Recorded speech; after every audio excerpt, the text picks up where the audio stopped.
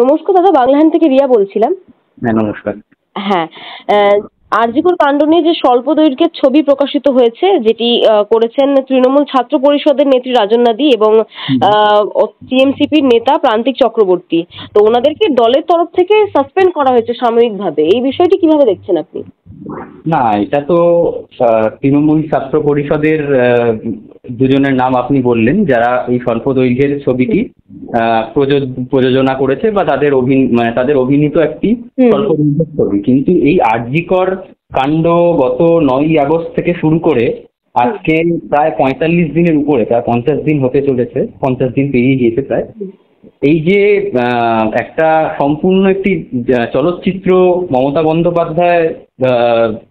বন্দ্যোপাধ্যায় বলা যায় ডিরেকশনে চলছে, সেই ছবিতে আমি একটা জিনিস আমার মাথায় ঢুকছে না, যে এই যে ছবিটা তৈরি করা হয়েছে, এখনো পর্যন্ত যারা অপরাধী রয়েছে তাদেরকে সঠিকভাবে ধরা গেল না বা তাদেরকে লুকিয়ে রাখা হলো, তথ্য প্রমাণ লোপাট করা হয়েছে। এখানে অপরাধী কাকে দেখানো হবে, এটা হচ্ছে প্রথম প্রশ্ন। দ্বিতীয় প্রশ্ন হচ্ছে, তৃণমূল কংগ্রেস যখন তাদের দলের তরফ থেকে এখনো পর্যন্ত কোনো সঠিক স্ট্যান্ড ঠিক করতে পারেনি, একের পর এক তারা বিভিন্ন জনকে সাসপেন্ড করছে, কাউকে কিছু মন্তব্যের জন্য কয়েকদিনের জন্য তাদেরকে আমরা দেখেছি যে শান্তনু সেনকে বা এরকম বিভিন্ন কুণাল ঘোষ থেকে শুরু করে অনেককে মন্তব্যের জন্য তাদেরকে মন্তব্য করা থেকে বিরত থাকতে বলা হয়েছে। তো এই জাতীয় জিনিস, মানে তৃণমূল কংগ্রেস দলটা পুরোপুরি বলা যায় এই মুহূর্তে এক ধরনের বিভ্রান্তিতে ভুগছে।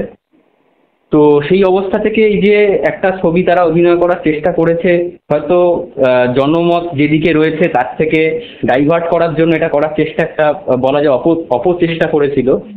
তো সেটা আমার মনে হয় তৃণমূল সুপ্রিমো মমতা বন্দ্যোপাধ্যায় ভালো চোখে নেননি, সেই কারণেই তাদেরকে দল থেকে সাসপেন্ড করা হয়েছে।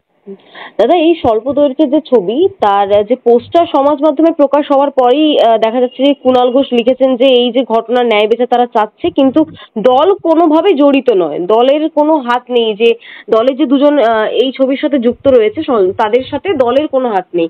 এই বিষয়টা আপনি কিভাবে দেখছেন? কুণাল ঘোষের মন্তব্য কখনো তিনি ব্যক্তি মন্তব্য করেন, আর কখন যে তিনি দলের হয়ে কথা বলেন এটা তিনি নিজেই জানেন, তাকে নিয়ে কথা বলে লাভ নেই। দ্বিতীয়ত, এই যে আমরা বারবার বলতে চাইছি যে পশ্চিমবঙ্গের সাধারণ মানুষের এই সমস্ত স্বল্প দৈর্ঘ্যের ছবি, সম্পূর্ণ দৈর্ঘ্যের ছবি নিয়ে কোনো উৎসাহ নেই। এই যে ছবিটা অভিনয় করে তারা একটা ব্যবসা করতে চেয়েছেন এই ঘটনাটাকে নিয়ে।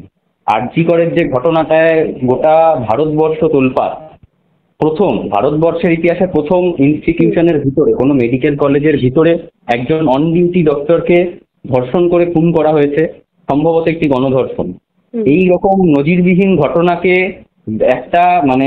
এটাকে কমার্শিয়ালাইজ করার চেষ্টা হচ্ছে এই ধরনের ছবি, যেটা এই তৃণমূল ছাত্র পরিষদের দুই নেতা নেত্রী করেছেন। এনাদেরকে না পশ্চিমবঙ্গের মানুষ ভালো চোখে দেখেছে, না তার দলের সুপ্রিমো মমতা বন্দ্যোপাধ্যায় এই যে একটা শাক দিয়ে মাছ ঢাকার চেষ্টা, সেটাকে ভালো চোখে দেখেছে। তাদের যা হওয়ার তাদের সঙ্গে হয়েছে। যাতে কুণাল ঘোষ লিখেছেন যে দল কোনো অনুমতি দেয়নি, দল জানতোই না, কিংবা কড়া ব্যবস্থা নেওয়া হবে তৃণমূল ছাত্র পরিষদের তরফ থেকে, এই কথা তিনি আগেই বলেছিলেন। আমার তো মনে হয় না যে এই ছবিটা অভিনীত হয়েছে বা যে ছবিটা বেরিয়েছে ছাত্র পরিষদের টাকায় তৈরি কোনো ছবি বা তৃণমূল ছাত্র পরিষদের নির্দেশনায় তৈরি কোনো ছবি। সুতরাং তৃণমূল ছাত্র পরিষদের এটা সবাই নতুন জানলো প্রথম, যে তৃণমূল বা তৃণমূল ছাত্র পরিষদের থেকে পারমিশন নিয়ে কোনো ছবি বানাতে হয় বা কোনো সিনেমা বানাতে হয়। যাই হোক, পশ্চিমবঙ্গের মানুষও দেখতে পাচ্ছে যে নতুন নতুন ধরনের নাটক তাদের সামনে উন্মোচিত হচ্ছে, যে একটা চলচ্চিত্র বানানো নিয়ে, প্রথমত চলচ্চিত্র বানানোটা হচ্ছে এই ধরনের একটা কুৎসিত এবং একটা পৈশাচিক ঘটনাকে, যেটার এখনো পর্যন্ত তদন্ত চলছে, সেটাকে কমার্শিয়ালাইজ করা পুজোর আগে। ঠিক আছে, কেউ জানেই না এখনো কি স্টোরি রয়েছে এই ঘটনা, যে চলচ্চিত্রটার কথা বলছেন এর স্টোরি কি রয়েছে সেটা কেউ জানে না এখনো, কিন্তু এটাকে একটা কমার্শিয়ালাইজ করা হচ্ছে, প্রথম কথা। দ্বিতীয় কথা, এটাকে কেন্দ্র করে যে নাটকটা করা হচ্ছে এবং যে খবরে ভেসে থাকার চেষ্টা করা হচ্ছে যে সাসপেন্ড করা হয়েছে, কয়েকদিন পরেই ওনাদেরকে আবার ফিরিয়ে আনা হবে। বাংলা হান্টের আরো খবর দেখতে নজর রাখুন। বাংলা খবর মানেই বাংলা হান্ট।